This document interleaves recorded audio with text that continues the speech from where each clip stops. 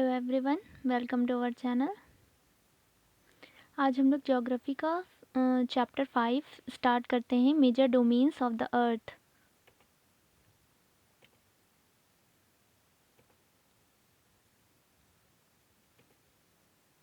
Recap करेंगे। इससे पहले हमने जो चैप्टर पढ़ा था, मैप नाम था इसका, मैप चैप्टर 4।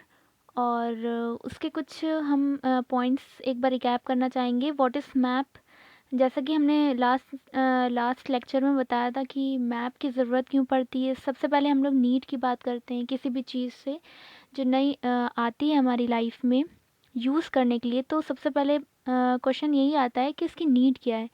तो हम लोग जहाँ पर ग्लोब उससे पहले पढ़ रहे थे, तो ग्लोब से हम लोग अर्थ के मेन पॉइंट्स हम लोग समझ पा रहे थे और लोकेशन के बारे में समझ पा रहे थे। लेकिन एग्जैक्टली जो अर्थ की सरफेस पे जो हम लोग अभी पढ़ेंगे, पूरा अर्थ के सरफेस पे एक एक पॉइंट पे एक एक जैसे टाउन होते हैं, विलेज होते हैं, कंट्री ये पॉलिटिकल मैप, ये सब जो होते हैं ना, ये अब तो अभी एक इसका टाइप है।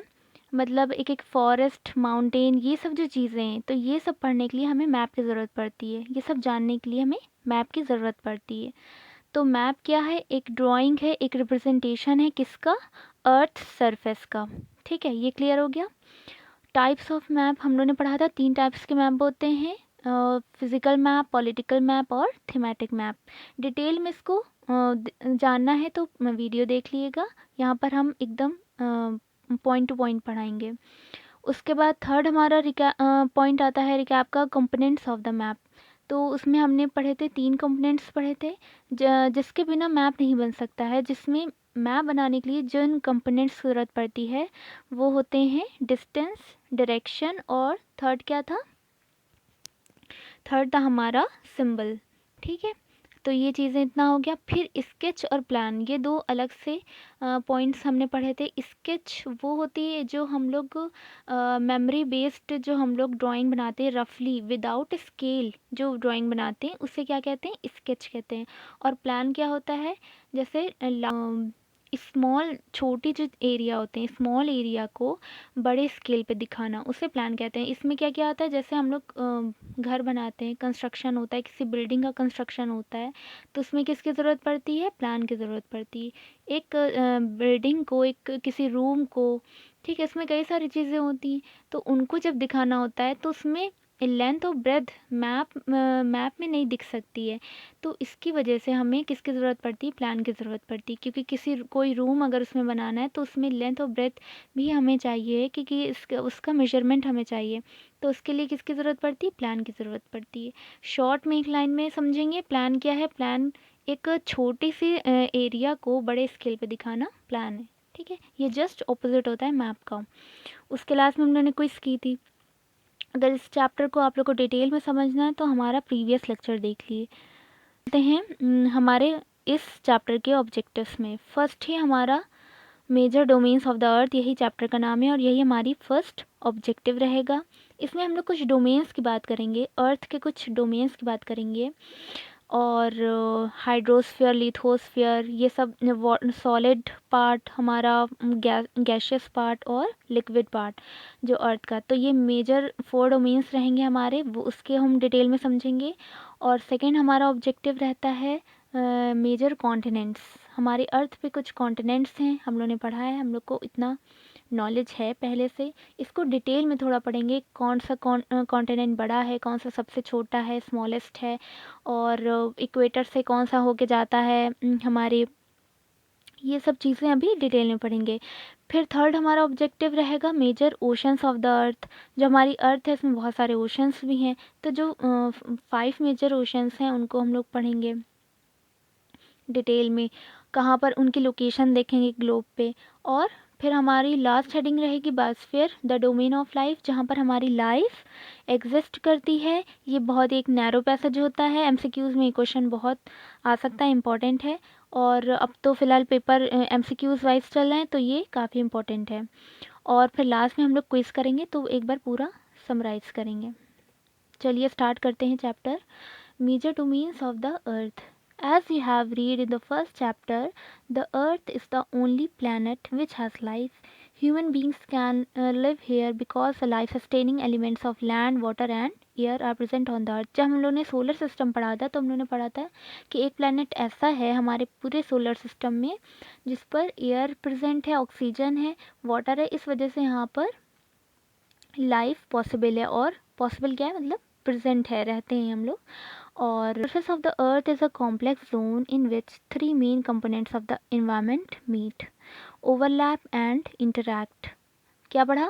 The surface of the earth is a complex zone. ये एक क्या है, कॉम्प्लेक्स जोन है जिसमें मेन 3 कंपोनेंट्स होते हैं जहाँ पर इन्वायरमेंट हमारा मीट करता है, जिनका इन्वायरमेंट मीट करता है एक दूसरे से, ओवरलैप करता है। ओवरलैप मतलब एक दूसरे के ऊपर क्या कहेंगे उसे, एक दूसरे के ऊपर लाई करता है, ठीक है, ओवरलैप उसे कहेंगे। एंड इंटरैक्ट, और मिलता है, इंटरैक्ट करता है। The solid portion of the earth on which we live is called the lithosphere. हमारी अर्थ पे जितना भी सॉलिड पोर्शन है, मतलब माउंटेन्स आ गए, प्लेन्स आ गए, प्लेटूज आ गए, ये सब जिन पे हम लोग रहते हैं, ठीक है, जिसको हम लोग नॉर्मल लैंग्वेज में बोलते हैं ज़मीन, ठीक है, उसको क्या कहेंगे, उस पोर्शन को लिथोस्फेयर कहते हैं। The gaseous layers that surround the earth in the is the atmosphere. हमने हमने पढ़ा था इसको फर्स्ट चैप्टर में कि यह अर्थ के सराउंडिंग में पूरा क्या होता है, एक कवर टाइप होता है जिसको बाहरी जो एक्सटर्नल वो होते हैं उनसे बचाता है, ठीक है, एक्सटर्नल बॉडी से बचाता है, प्रिवेंट करता है, एक तरीके से कह सकते हैं। तो हमारे अर्थ के सराउंडिंग में क्या है, कुछ लेयर्स हैं, गैशियस लेयर्स हैं, और वो क्या कहलाती हैं, वो कहलाती हैं, वो सेकेंड डोमेन है हमारा atmosphere, where oxygen, nitrogen, carbon dioxide and other gases are found, जहाँ पर ये सब गैसेस हैं। Water covers a very big area of the earth's surface and this area is called the hydrosphere। Water भी हमारी अर्थ में वाटर का एक बहुत लार्ज एरिया है, बहुत ज़्यादा एरिया कवर करता है वाटर बॉडी। हमारी वाटर बॉडीज़ ये जो होती हैं, इस एरिया को क्या कहते हैं, हाइड्रोस्फीयर कहते हैं। The hydrosphere comprises water in all its form, that is ice, water and water vapor। मतलब जैसे हम लोग पढ़ते हैं ना कि जैसे हमारे ग्लोब में जो फ्रिजिड जोन है, जो हम बहुत हाइट पे जो हमारे अर्थ पे जो हैं, जैसे माउंटेन्स हैं, और हम लोगों ने पढ़ा था कि जब हम लोगों ने लैटिट्यूड्स लॉन्गिट्यूड्स पढ़ा था तो हम लोगों ने बताया था फ्रिजिड जोन जो होता है वो पूरा बर्फ से, आइस से पूरा कवर रहता है। तो ये भी एक वाटरी बॉडी कहलाएगी, तो ये भी हाइड्रोस्फीयर के अंदर आएगा। और जो वाटर हैं, जैसे लेक्स हैं, हमारे ओशन हैं, कैनाल्स हैं, ये सब क्या होंगी, ये वाटर में आ जाएंगी। और वाटर वेपर जो हम लोग कहते हैं कि वो जो सन की वजह से, सन हीट की वजह से जो कंडेंस होके सॉरी वेपराइज होकर जो ऊपर उठती है, तो वो क्या होती है, वाटर वेपर होती है। तो ये तीनों जो होते हैं, तीनों कैटेगरी वाटर की जो होती है, ये किस में आएगी, हाइड्रोस्फीयर में आएगी।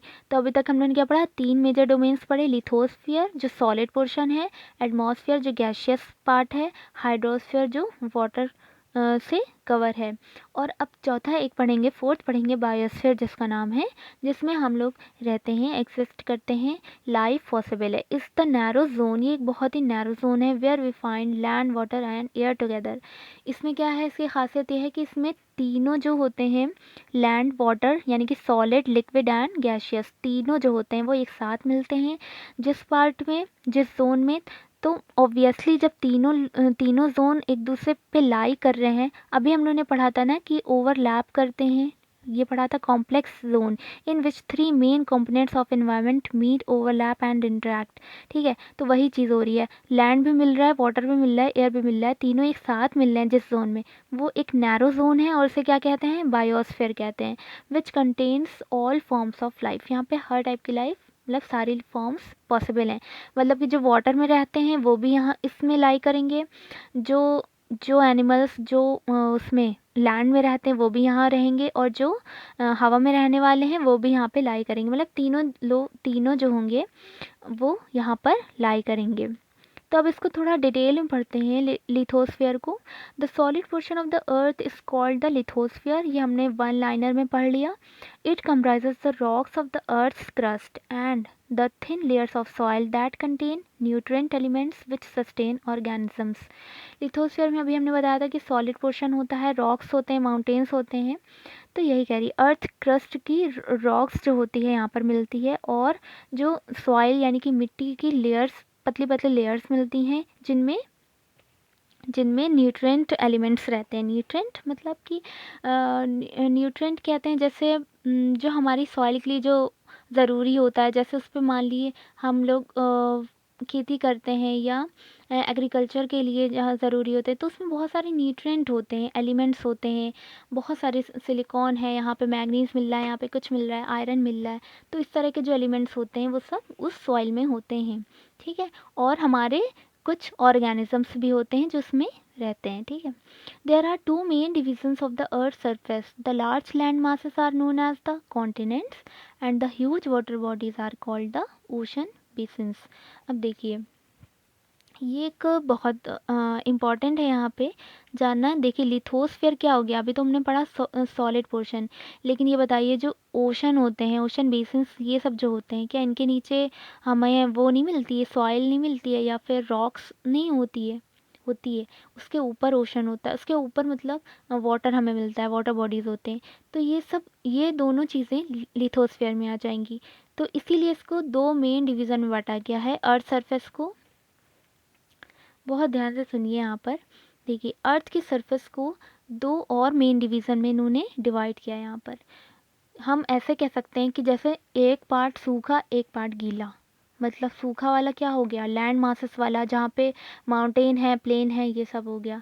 और दूसरा गीला वाला कौन सा हो गया, जहाँ पर वाटर बॉडीज़, बड़ी बड़ी वाटर बॉडीज़। ऑब्वियसली बड़े बड़े ओशन होते हैं तो वाटर बॉडीज़ क्या होंगी, ज़्यादा होंगी उनका। अभी हमने कहा था कि वाटर कवर ज़्यादा है। तो इसी तरह से हमने दो पार्ट में पूरी अर्थ को डिवाइड कर लिया। एक पार्ट हो गया हमारा जिसमें बड़े बड़े लैंड मासेस हैं, उनको क्या कहेंगे, कॉन्टिनेंट्स कहेंगे। और दूसरा हमारा डिवीज़न हो जाता है water bodies, huge water bodies, जिन्हें क्या कहेंगे, ओशन बेसिन्स। इसमें कई सारे ओशन आएंगे। All the oceans of the world are connected with one another. ये जितने भी ओशन हैं, एक बहुत खासियत होती है, ये बहुत इंपॉर्टेंट फैक्ट होता है कि ओशन जो होते हैं वर्ल्ड के, वो सारे एक दूसरे से कनेक्ट रहते हैं, ठीक है, कहीं ना कहीं से कनेक्ट रहेंगे। और look at the map of the world, आगे वो नेक्स्ट स्लाइड में मैप दिखाएंगे, उसमें देखिएगा are all the land masses connected with one other, connected है या नहीं। The level of sea water remains the same everywhere, elevation of land is measured from the level of the sea which is taken as zero. ये बहुत important point है, इसको अभी समझते हैं। देखिए ये कह रहे हैं कि जो लेवल होता है सी वाटर का, वो हर जगह सेम होता है, हर जगह सेम होता है। सी वाटर का लेवल जो होता है कि कहाँ तक मतलब अर्थ में कहाँ तक वो कहाँ से कहाँ तक पानी है, उसकी हाइट को कह रहे हैं। दूसरा एलिवेशन कह रहे हैं, elevation of land is measured from the level of the sea. जैसे मान लिया हम लोग किसी माउंटेन की हाइट निकालते हैं, तो वो कहाँ से हम लोग मेजर करना शुरू करते हैं, जहाँ से वो स्टार्ट हुआ? नहीं, हम लोग देखते हैं कि हमारे सी लेवल से वो कितनी हाइट पर है। हम लोग एक सी लेवल पे आते हैं क्योंकि वो सेम है हर जगह, क्योंकि हमारी जो अर्थ है उसमें जो सॉलिड पार्ट है यानी कि लैंड मास है, वो कहीं पे बहुत ऊंचा है, कहीं पे बहुत नीचा है। तो एक हम लोग एक लेवल बनाएंगे ना, जहाँ से हम लोग हाइट और डेप्थ मतलब गहराई और ऊंचाई नापेंगे हम लोग, ठीक है, मेजर करेंगे। तो वो कहाँ से करेंगे, वो हम लोग करते हैं सी लेवल से। सी लेवल क्योंकि हर जगह पूरी अर्थ पे सेम है, मतलब इक्वल है एकदम।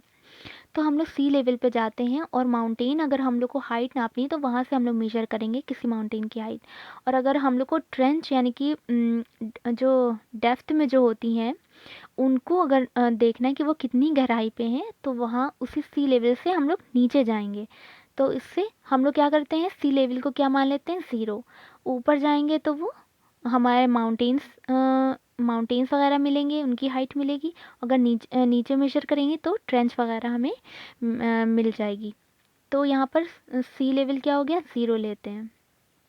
देखिए ये हमें दो पार्ट में डिवाइड किया इन्होंने, डिवीज़न को कैसे किया है ये लैंड मासेस हैं, ये जो बड़े बड़े ये दिख रहे हैं ये सब क्या है, लैंड मासेस।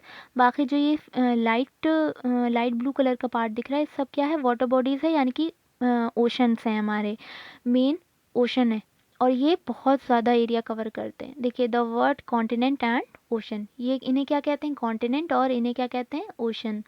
अब देखिए ये हमारे कुछ कॉन्टिनेंट्स मिलते हैं। ये हमारा एशिया है, ठीक है, ये एशिया है हमारा, और ये हमारा इंडिया है।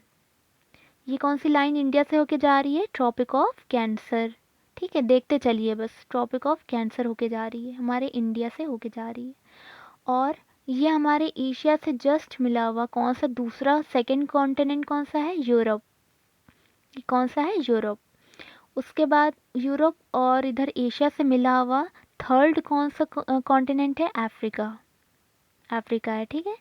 अफ्रीका की ये खासियत है कि तीनों लाइन यानी कि ट्रॉपिक ऑफ कैंसर, इक्वेटर और ट्रॉपिक ऑफ कैप्रिकॉर्न तीनों होकर जाती हैं अफ्रीका से। तो अगर क्वेश्चन आता है कि ऐसा कौन सा कॉन्टिनेंट है जिससे हमारी तीनों लाइन होके जाती हैं, ट्रॉपिक ऑफ कैंसर, इक्वेटर और ट्रॉपिक ऑफ कैप्रिकॉर्न, तो वो उस कॉन्टिनेंट का क्या नाम है, अफ्रीका का। ध्यान से बस सुनते रहिए। उसके बाद ये इधर आता है एशिया, यूरोप के इधर साइड में चले जाइए, थोड़ा सा वाटर बॉडी बीच में है, उसके बाद ओशन है। उसके बाद इधर आ जाइए, ये जो पिंक कलर में दिख रहा है नॉर्थ अमेरिका कहलाता है, ठीक है। ये हमारा फोर्थ कॉन्टिनेंट हो गया, नॉर्थ अमेरिका। उससे जुड़ा हुआ नीचे सदर्न हेमिस्फीयर में एक कॉन्टिनेंट है, इसे क्या कहते हैं, साउथ अमेरिका। सिंपल है, नॉर्थ अमेरिका नॉर्थ में है, ठीक है, साउथ अमेरिका साउथ में। इधर एशिया, यूरोप और नीचे अफ्रीका। उसके बाद इधर साइड में एकदम आ जाइए, एकदम अलग से, ये क्या कहलाएगा, ऑस्ट्रेलिया कहलाता है। और ये अंटार्कटिका। तो कितने हो गए हमारे, 1 2 3 4 5 6 7। तो हमारे कॉन्टिनेंट्स कितने हुए अर्थ पे, 7 कॉन्टिनेंट हुए, Asia, Europe, Africa, North America, South America, Australia and last Antarctica. ये इसका बहुत बड़ा एरिया है। सबसे छोटा कौन सा हमारा कॉन्टिनेंट है, इसी में सब कुछ बता देते हैं। सबसे छोटा हमारा स्मॉलेस्ट कॉन्टिनेंट कौन सा है, ऑस्ट्रेलिया। देखिए देखने पे भी दिख रहा है ऑस्ट्रेलिया सबसे स्मॉलेस्ट। सबसे बड़ा कौन सा है, एशिया। देखिए देख रहे होंगे आप लोग कितना बड़ा इसका एरिया है एशिया का। तो ये सबसे लार्जेस्ट हमारा कॉन्टिनेंट हो गया एशिया, सबसे स्मॉलेस्ट ऑस्ट्रेलिया हो गया।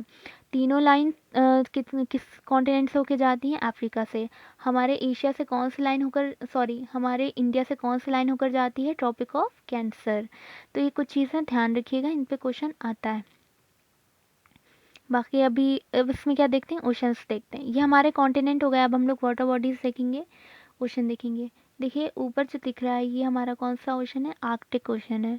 और नीचे कौन सा है, सदर्न ओशन। सिंपल है, याद रखना, ऊपर आर्कटिक ओशन, नीचे सदर्न ओशन।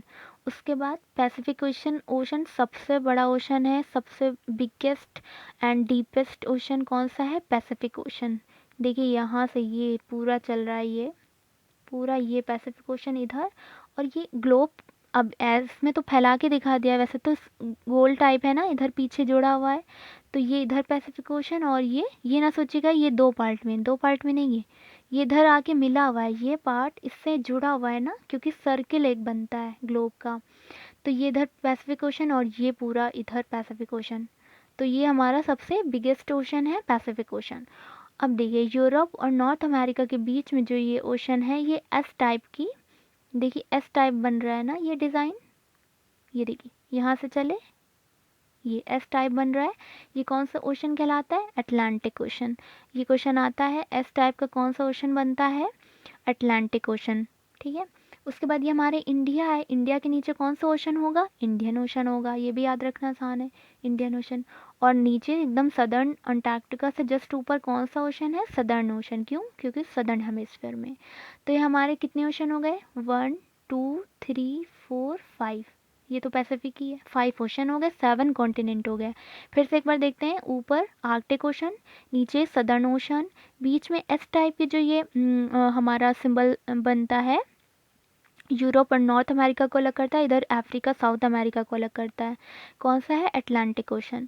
इधर इंडिया के नीचे इधर इंडियन ओशन, और इधर पैसिफिक ओशन, ये भी इसका पार्ट इधर भी आया है, ठीक है।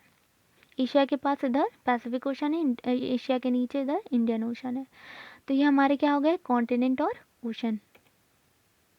The highest mountain peak mount Everest is 8। ये अचानक से यहाँ कैसे आ गए? अच्छा, अभी ये यहाँ पे ये बात कर रहे थे ना कि हम लोग सी लेवल से देखते हैं, सी लेवल को ज़ीरो मानते हैं, उसके ऊपर कुछ मेजर करना होता है तो हम लोग उसमें लेते हैं, जैसे माउंट एवरेस्ट है तो इसको कहाँ से हम लोग ने सी लेवल से जब हम लोग ने इसको मेजर किया तो इसकी लेंथ कितनी आई 8848 metres above the sea level. ठीक है, ये चीज़ समझ में आ गई होगी, सी लेवल के ऊपर। क्यों? क्योंकि माउंटेन है, एक माउंटेन पीक। द ग्रेटेस्ट, ये हाईएस्ट माउंटेन पीक हमें मिलती है। अच्छा, अगर ये तो हाई पीक की बात हो गई, अब डेप्थ की बात करें तो डेप्थ की ग्रेटेस्ट डेप्थ कहाँ पे मिलती है हमें? Pacific ocean. हमने बताया था सबसे डीपेस्ट यानी कि सबसे गहरा ओशन कौन सा है? पैसिफिक। यानी कि सबसे जो डेप्थ, सबसे ज़्यादा डेप्थ हमें कहाँ मिलेगी? पैसिफिक ओशन में मिलेगी। तो यहाँ पे एक हमें ट्रेंच मिलती है जिसका नाम है मैरियाना ट्रेंच। तो ये रिकॉर्ड की गई है 11,022 मीटर्स। ठीक है, किससे, कहाँ से इन्होंने मेजर की? सी लेवल से। ये सी लेवल से ऊपर गए 8,848 पे इनको क्या मिला? एक माउंटेन पीक मिला जिसका नाम है माउंट एवरेस्ट। इस सी लेवल के नीचे गए तो पैसिफिक ओशन में इन्हें एक ट्रेंच मिली जिसका नाम है मैरियाना ट्रेंच। कितने? 11,022। अब सोचिए 11,000 ज़्यादा है और ये 8,008 कम है इससे 11 से, यानी कि क्या हुआ? इससे हमें क्या पता चला कि जो सी के नीचे जो डेप्थ है वो ज़्यादा है इन कंपेयर टू जो सी लेवल के ऊपर जो, हाँ, हमारे हाइट है यानी कि माउंटेन्स हैं उनकी जो हाइट है वो कम है। समझ गए? ये यही इन्होंने क्वेश्चन कर लिया है। Could you imagine that depth of sea is much more than the highest point? तो आप इमेजिन कर सकते हैं कितना ज़्यादा है। चलिए नेक्स्ट चलते हैं continents. There are 7 major continents, these are separated by large water bodies. These continents are Asia, Europe, Africa, North America, South America, Australia and Antarctica. अभी हम लोगों ने पढ़ा है मैप में, नोटिस किया है that the greater part of the land mass lies in the northern hemisphere. ये चीज़ देखिए, हम लोगों ने ये नोटिस किया कि ये इक्वेटर है, इसके ऊपर ये नदर्न हेमिस्फीयर है, इसके नीचे सदर्न हेमिस्फीयर है। तो एक ये चीज़ देखने को आती है कि जो लैंड मासेस हैं यानी कि कॉन्टिनेंट जो हैं वो नदर्न हेमिस्फीयर में ज़्यादा हैं in compare to southern hemisphere में, यही कह रहे हैं। Asia is the largest continent. अब एक एक कॉन्टिनेंट के बारे में थोड़ा सा है। Asia is the largest continent, it covers about 1/3 of the total land area of the अर्थ। ये फैक्ट है। आप लोग को बताएं एनसीईआरटी के फैक्ट एज इट इज़ रटने होते हैं, एज इट इज़ याद करने होते हैं। तो इसे याद कर लेगा। ये कितना एरिया कवर करता है? 1/3 करता है टोटल लैंड एरिया के। अर्थ में जितना भी लैंड मासेस हैं उनका 1/3 पार्ट किसका है? एशिया कॉन्टिनेंट का है, इसीलिए लार्जेस्ट कॉन्टिनेंट है। The continent lies in the eastern hemisphere, the Tropic of Cancer passes through this continent, Asia is separated from Europe by the Ural Mountains on the west. The combined land mass of Europe and Asia is called Eurasia. चलिए अब map पे चलते हैं। ये कह रहे हैं कि ये जो एशिया है इसके ईस्ट, इसका ईस्ट कहाँ हुआ? मतलब नदर्न हेमिस्फीयर का ईस्ट किधर हुआ? ईस्ट इधर हुआ, वेस्ट इधर होता है। ये नॉर्थ है अगर और ये साउथ है तो ईस्ट वेस्ट किधर होगा? इधर होगा ईस्ट और इधर होगा वेस्ट। तो ये हमारा एशिया है तो इसका ईस्ट इधर हुआ और वेस्ट इधर हुआ। वेस्ट साइड देखिए ये यूरोप है, यूरोप और ये एशिया, इसको अलग कौन करता है? कोई ना कोई तो अलग करेगी ना बाउंड्री को। एक माउंटेन है यहाँ पे, क्या कहते हैं उसे? Ural mountain. ठीक है, ये इसको अलग करता है, यूरोप को एशिया से अलग करने वाला ये क्वेश्चन आता है। उसके बाद ये इधर ईस्ट में क्या कह रहे हैं? ये कह रहे हैं कि ईस्टर्न हेमिस्फीयर में। सिंपल है, देखिए इसको फोर्स में डिवाइड करेंगे तो कोऑर्डिनेट में, तो ये किस उसमें आएगा? ईस्टर्न हेमिस्फीयर में आएगा। ये इधर पूरा नॉर्थ है, साउथ है, तो ये इस तरफ आएगा। यहाँ से अगर हम 0 डिग्री देखें, ये 0 डिग्री है हमारी लॉन्गिट्यूड, तो इसके इधर वाले सब ईस्ट में आते हैं, तो ये एशिया हमारा किस में आता है? ईस्टर्न हेमिस्फीयर में आता है। ट्रॉपिक ऑफ कैंसर होके जा रही है, अभी हम दिखा चुके हैं। Asia separated from Europe by Ural mountains on the west, ये वेस्ट साइड में यूराल माउंटेन्स से यूरोप को अलग करता है। द कंबाइंड लैंड मास, अच्छा अगर ये कह रहे हैं कि यूरोप और एशिया को अगर एक मिला दें तो इनको एक साथ क्या कहा जाता है? यूरेशिया कहा जाता है। पहले पूरा एक था, इसे एक बोला जाता था यूरेशिया नाम से, लेकिन फिर अलग कर दिया गया, ये एशिया हो गया और ये यूरोप हो गया। चलिए अब यूरोप के बारे में पढ़ते हैं। Europe is much smaller than Asia, Asia से छोटा है। The continent lies to west of Asia, Asia के वेस्ट में लाई करता है, अभी हमने पढ़ा है। The Arctic circle passes through it, it is bound by water bodies on 3 sides. Look at the map. ये कह रहे हैं कि ये वाटर बॉडी से 3 साइड से बाउंड है और आर्कटिक सर्कल से पास होता है। देखिए यहाँ पे आर्कटिक सर्कल यहाँ पे ऊपर होता है। आर्कटिक सर्कल हमने बताया था कई सारे सर्कल्स होते हैं ये, तो यहाँ पर आर्कटिक सर्कल से ये यहाँ से होके यूरोप से होके जाता है। और क्या कह रही है, हाँ ये 3 साइड से, यानी कि ये नॉर्थ, ये यूरोप है, ये नॉर्थ साइड से वाटर बॉडी है, इधर वेस्ट साइड से भी वाटर बॉडी है, इधर साउथ साइड से भी वाटर बॉडी है। सिर्फ ईस्टर्न साइड जो इसका है वो एशिया से है, यानी कि लैंड मास से है। ये हो गया यूरोप के बारे में। Africa, Africa is the second largest continent after Asia, इसको याद रखिएगा। The equator of 0 degree latitude runs almost through the middle of the continent, almost through the middle, middle से होकर नहीं जाता है इस कॉन्टिनेंट के, बल्कि ऑलमोस्ट मिडिल से होकर जाता है। A large part of the Africa lies in the northern hemisphere. Look at the figure, you will find that it is the only continent through which of, तीनों होके जाती यही बता रहे हैं यहाँ पर। अच्छा एक बहुत फेमस सबसे बड़ा डेजर्ट है Sahara desert, the world's largest hot desert, it is located in Africa. Africa में है ये, वर्ल्ड का लार्जेस्ट डेजर्ट है जिसका नाम है Sahara desert. The continent is bound on all sides by ocean and seas, ये कॉन्टिनेंट सारी साइड से किससे बाउंड है, किससे घिरा हुआ है, ओशन और सीज से। Look at the map, you will notice that world's longest river the Nile flows through Africa. Notice where the equator, the Tropic of Cancer, Tropic of passes the map of Africa. Simple है, बता चुके हैं। देखिए Africa हमने बताया था, यहाँ पे ये देखिए सहारा डेजर्ट लिखा है, ये इतने एरिया में है, तो ये बहुत बड़ा डेजर्ट है, हमारा लार्जेस्ट डेजर्ट है, हॉट है, गर्म है यहाँ पर। और ये देखिए अफ्रीका कॉन्टिनेंट जो है हर तरफ से वाटर से घिरा हुआ है, देखिए सारे साइड से वाटर से घिरा हुआ है। एक ये हो गया फैक्ट। दूसरा तीनों लाइंस होके जाती हैं, ये हो गया। और वर्ल्ड की जो सबसे लंबी नदी है, जो सबसे लॉन्गेस्ट रिवर है वो नाइल रिवर, वो देखिए यहाँ से हो अफ्रीका में होके गुजरती है। तो ये आप लोग देख रहे होंगे कि अफ्रीका में कितने ज़्यादा पॉइंट्स हैं जिनको याद करना है। फिर आती है बात नॉर्थ अमेरिका की। नॉर्थ अमेरिका, अच्छा सबसे लार्जेस्ट जो एशिया हो गया, सेकंड लार्जेस्ट अफ्रीका है, यानी कि एशिया के बाद कौन सा है, अफ्रीका है। फिर कौन सा है, North America. North America is the third largest continent of the world, it is linked to South America, ये साउथ अमेरिका से जुड़ा हुआ है by a very narrow strip of land called the isthmus of Panama. Panama isthmus से ये क्या है, एक जुड़ा हुआ है किससे, साउथ अमेरिका से। The continent lies completely in the northern and western hemisphere, the continent lies completely in the northern and western hemisphere. 3 ocean surround this continent, can you name this. अच्छा देखिए सिंपल है, ये बता रहे कि north America जो है ये साउथ अमेरिका से एक बहुत ही नैरो पैसेज से जुड़ा हुआ है, जिसे क्या कहते हैं, इस्थमस ऑफ पनामा। ठीक है, उसके बाद ये इतने तरफ से ये वाटर बॉडी से जुड़ा है, तो इन्होंने कहा है कि इसको लोग इसको नाम बताएं, कितने तरफ से ओशन से घिरा हुआ है। इधर पैसिफिक ओशन है, देखिए नॉर्थ के जो नॉर्थ साइड में है वो कौन सा ओशन है, आर्कटिक ओशन है। नॉर्थ के जो ईस्ट साइड है कौन सा ओशन पड़ेगा, अटलांटिक ओशन। और नॉर्थ अमेरिका के इधर वेस्ट साइड कौन सा ओशन है, पैसिफिक ओशन। तो ये 3 टाइप के ओशन से घिरा हुआ बाउंड कहेंगे नॉर्थ अमेरिका को। और ये थर्ड लार्जेस्ट हमारा कॉन्टिनेंट है। बस इसमें इतना ही बताया इन्होंने।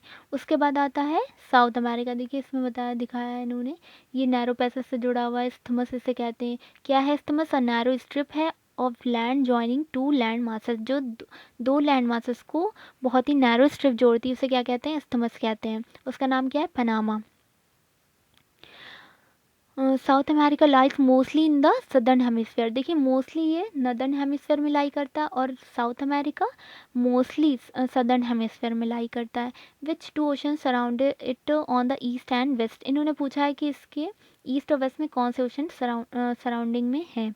तो इधर हमारा कौन सा है, इंडियन ओशन है, और इधर कौन सा है, इधर अटलांटिक ओशन है और इधर हमारा पैसिफिक ओशन है। अब देखिए, the Andes world's longest mountain range runs through its length from north to south. South America has the world's largest river the Amazon. ठीक है, देखिए बहुत ही इंपॉर्टेंट पॉइंट अभी हमने पढ़ा है। देखिए हर जगह की कुछ ना कुछ स्पेसिफिकेशन खासियत की बात की गई है हर कॉन्टिनेंट की। तो इस कॉन्टिनेंट की खासियत क्या है, ये एंडीज माउंटेन। इसके आप लेंथ देख रहे हैं, ये रेंज है पूरी, माउंटेन रेंज है जिसका नाम है एंडीज। ये कहाँ मिलेगा हमें, साउथ अमेरिका में मिलता है। और इसके इधर इस साइड अटलांटिक ओशन है, इस साइड पैसिफिक ओशन है। और वर्ल्ड की जो लार्जेस्ट रिवर है, अभी तक हम लोगों ने पढ़ा था वर्ल्ड की लॉन्गेस्ट रिवर, जो सबसे लंबी नदी है, वो कहाँ है, नाइल, अफ्रीका में। इसमें कंफ्यूज मत होइएगा। और सबसे बड़ी नदी कहाँ है, ये साउथ अमेरिका की, जो क्या नाम है, अमेजन रिवर। ठीक है, अमेजन रिवर बहुत ही पॉपुलर है यहाँ के फॉरेस्ट, अमेजन फॉरेस्ट है वहीं पे ये रिवर है, अमेजन रिवर। चलिए ये कौन सी है, लार्जेस्ट रिवर है। Australia is the smallest continent that lies entirely in the southern hemisphere में, पूरी तरीके से सदर्न हेमिस्फेयर में लाई करता है। It is surrounded on all sides of by the oceans and seas. ये चारों तरफ से ओशन और सीज से घिरा हुआ है। It is called an island continent. इसको क्या कहते हैं, आइलैंड कॉन्टिनेंट भी कहते हैं। क्यों, क्योंकि चारों तरफ से घिरा होने वाले को क्या कहते हैं, आइलैंड कहते हैं। एक ऐसा कॉन्टिनेंट जो चारों तरफ से वाटर बॉडी से घिरा हुआ है, इसे क्या कहेंगे, आइलैंड। और क्योंकि कॉन्टिनेंट है इसलिए आइलैंड कॉन्टिनेंट। तो ये एमसीक्यूज में ये पूछा जा सकता है। अंटार्कटिका, ये तो हो गया ऑस्ट्रेलिया, कुछ और ज़्यादा ख़ास नहीं है अभी, क्लास 6 के अकॉर्डिंग बहुत ज़्यादा ख़ास नहीं है और कुछ जानना यहाँ पे। अब चलते हैं अंटार्कटिका, सेवन्थ जो हमारा एक कॉन्टिनेंट है Antarctica, completely in the southern hemisphere में। ये भी सदर्न हेमिस्फीयर में कम्प्लीटली है। ये बहुत ही ह्यूज कॉन्टिनेंट है। The South Pole lies almost at the centre of this continent. जो साउथ पोल है उसके सेंटर में ये ऑलमोस्ट है, लाई करता है। मतलब अंटार्कटिका जो हमारा पूरा लैंड मास है, जो हमारा कॉन्टिनेंट है, उसके सेंटर में, ऑलमोस्ट सेंटर में साउथ पोल लाई करता है। As it is located in the south polar region, it is permanently covered with thick ice sheet. Obviously हम लोगों ने पढ़ा है कि जो हमारे जो नॉर्थ पोल और साउथ पोल है वहाँ पर क्या है, आइस शीट्स हैं, बहुत ज़्यादा आइस है वहाँ पर। There are no permanent human settlements. यहाँ पे कोई भी सेटल नहीं कर सकता है human. Many countries have research station in Antarctica. India also has research station there. These are named as Maitri and Dakshin Gangotri. यहाँ पे कुछ रिसर्च स्टेशंस, क्योंकि यहाँ पे अभी, क्योंकि ह्यूमन यहाँ पे रह नहीं सकते हैं ना, क्योंकि पूरा आइस है बहुत ज़्यादा, तो वहाँ पे रिसर्च चल रही है अभी। रिसर्च स्टेशन बनाए गए हैं कुछ, जिनमें इंडिया भी, हमारा इंडिया का भी बहुत ज़्यादा इसमें पार्ट है। तो उसका नाम क्या है, मैत्री एक है रिसर्च स्टेशन, दूसरा दक्षिण गंगोत्री। ये दो हमारे रिसर्च स्टेशन है, कहाँ पर, अंटार्कटिका में। ये हाइड्रोस्फीयर, चलिए ये आज और पढ़ लेते हैं, उसके बाद ओशन हम लोग नेक्स्ट लेक्चर में कवर करेंगे। बहुत लंबा वीडियो हो जाएगा, फिर कोई बोर होने लगेंगे स्टूडेंट। ठीक है, तो हम लोग देखते हैं हाइड्रोस्फीयर। लिथोस्फीयर हम लोगों ने पढ़ लिया। अब हाइड्रोस्फीयर कौन सा, जहाँ जो वाटर बॉडी हमारी है उसे क्या कहते हैं, हाइड्रोस्फीयर कहते हैं। The earth is called the blue planet. हम लोगों ने फर्स्ट चैप्टर में पढ़ा था सोलर सिस्टम में कि अर्थ को क्या कहते हैं, ब्लू प्लैनेट। क्यों, क्योंकि यहाँ पे वाटर एरिया बहुत ज़्यादा है। More than 71% of the earth is covered with water. याद रखिएगा इस फैक्ट को, इस पॉइंट को याद रखिएगा। More than 71% of the earth is covered with water and 29% is with land. Land कितना है, 29%, और जो 71% है वो कितना है, वो कौन है, वाटर है। Hydrosphere consist of water in all its form, सारी फॉर्म में है, अभी हम बता चुके हैं। Ice, water vapour, water as running water in oceans and rivers and in lakes. Ice is देखिए रनिंग वाटर कहाँ मिलेगा, ओशन मिलेगा, रिवर में मिलेगा, लेक्स में मिलेगा। और आइस कहाँ मिलेगा, ग्लेशियर्स में मिलेगा, अंडरग्राउंड वाटर में मिलेगा। और आइस कहाँ मिलेगा, ग्लेशियर्स में मिलेगा, underground water and water vapour कहाँ मिलेगा, एटमॉस्फेयर में हमारी वाटर वेपर मिलेगा। ऑल कंप्राइज द हाइड्रोस्फीयर, ये सारे हाइड्रोस्फीयर में आते हैं। More than 97% of the earth's water is found in the oceans. 97 जो अर्थ में हमारे जो वाटर है वो 97 जो है वो ओशन का है। And is too salty for human use, इसीलिए तो पीने के पानी की मुश्किल होती है। क्यों? क्योंकि जितना भी पानी है वो सारा कौन सा है, वो बहुत ही सॉल्टी है। ओशन वाला पानी, ओशन वाटर जो होता है वो कोई पी नहीं सकता है, उसको फ़िल्टर करके पिया जा सकता है। लेकिन समझ लीजिए इतने बड़े बड़े फ़िल्टर्स लगाकर उसको पीने लायक बनाते हैं, मीठा पानी बनाते हैं, तब वो पीने लायक होता है। तो 97% इतना वाटर है, इसीलिए जो हम लोग स्वीट वाटर है जो हम लोग लेते हैं वो बहुत कम है। वो हमें कहाँ से मिलता है, वो रिवर्स वगैरह से मिलता है, रिवर लेक्स इनसे मिलता है। A large proportion of the rest of the water is in the form of ice sheet. जो बाकी का जो वाटर है वो किस फॉर्म में है, आइस शीट के फॉर्म में है, और ग्लेशियर के फॉर्म में है, और अंडर द ग्राउंड, ठीक है, ग्राउंड के नीचे है। And a very small percentage is available as fresh water for human human use के लिए बहुत ही कम परसेंट वाटर है। Hence despite being a blue planet we face a shortage of water. मतलब ये कह रहे हैं कि ब्लू प्लैनेट होने के बाद भी हमें वाटर की शॉर्टेज फेस करनी पड़ती है। क्यों? क्योंकि मैक्सिमम जो हमारा वाटर है वो कौन सा है, ओशनिक वाटर है, सॉल्टी वाटर है 97%। और पीने का पानी बहुत कम है, मतलब जो पीने के लायक होता है स्वीट स्वीट वाटर, वो बहुत ही कम परसेंटेज में है। देखिए एक इन्होंने दिखाया है, count the squares name the largest. अच्छा, ये स्क्वायर्स के फॉर्म में इन्होंने बना दिया ताकि हम ये जान सकें कि कैसे कोई लार्जेस्ट कॉन्टिनेंट है और कैसे कोई स्मॉलेस्ट कॉन्टिनेंट है। तो उन्होंने हर कॉन्टिनेंट को क्यूब्स के फॉर्म में बना दिया। ठीक है, तो इससे आप क्यूब्स, इन्होंने क्या किया, एक एक्टिविटी दी है कि इसको काउंट कीजिए और पता लगाइए कौन सा लार्जेस्ट है कौन सा स्मॉलेस्ट है। वैसे भी देखने में पता चल रहा है ये एशिया सबसे लार्जेस्ट है और ये सबसे स्मॉलेस्ट है। एशिया के बाद सेकंड नंबर पे कौन सा है, अफ्रीका है, देखने में भी पता चल रहा है। उसके बाद आइए याद करिएगा, ऊपर आएंगे इधर, थर्ड नंबर पे नॉर्थ अमेरिका, फिर साउथ अमेरिका फोर्थ नंबर पे, फिर यूरोप, और फिर ऑस्ट्रेलिया। ऑस्ट्रेलिया से थोड़ा सा बड़ा है यूरोप। और ये अंटार्कटिका इधर है। अंटार्कटिका को दोनों में देखेंगे, अभी हम लोग नेक्स्ट लेक्चर में जब कवर करेंगे तो अच्छे से समझेंगे। चलिए आज का यहाँ पे लेक्चर हम लोग ख़त्म करते हैं। नेक्स्ट लेक्चर में हम लोग ओशंस पढ़ेंगे, ओशंस बायोस्फीयर पढ़ेंगे। Thank you so much.